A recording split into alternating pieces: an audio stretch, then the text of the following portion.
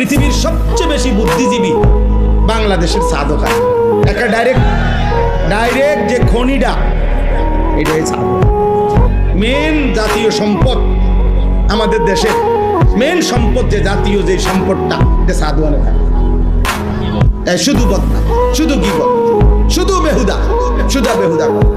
উনি এই সারা দেশের বুদ্ধি দিবে, সারা পৃথিবীর বুদ্ধি দেয়। দোকানদারে আজকে 3 মাস টাকা পায়, আজ 260 টাকার লাগে বেড়া মনে পর্যন্ত 50 বার হয়েছে। কয় শুধু লিখে রাখ, দোকানদারের কয় শুধু লিখে রাখ, বুদ্ধি দেয় জাতিসংঘ। আপনি এত বুদ্ধির কি দরকার চাচা? আপনি টাকা না দিয়ে লাগবেন বেলা, আপনি বেহুদা বুদ্ধি দেন কেন? এগুলা ফালতু কাজ কিনা বলেন? এই সময়টা জিকির করলে, একবার সুবহানাল্লাহ পড়লে, খোদার কসম নবী বলছে উহুদ পাহাড়ের চাইতে ভারী নেকি। একবার আলহামদুলিল্লাহ পড়লে উহুদ পাহাড়ের চাইতে ভারী নেকি। একবার সুবহানাল্লাহ পড়লে জান্নাতে একটা খেজুর গাছ রোপণ হয়।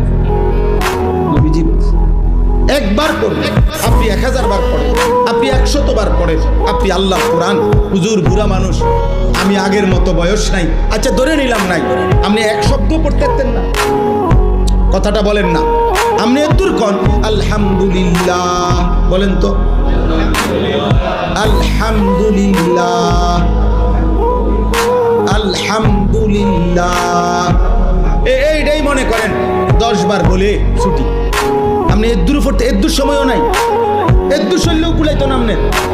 এইভাবেও যদি 6 মাস পড়তেন, তাইলেও দেখা গেছে 4টা সূরা, 5টা সূরা, আত্তাহিয়াতু দুরূদ শরীফ ঠিকা হয়ে যায় না। ওটার শরীর চলে না। আখিরাতের কথা বললে আমার ওই লাভ নাই, এই বয়স নাই, না নাই, আগের এই বয়স নাই, ও এই নাই।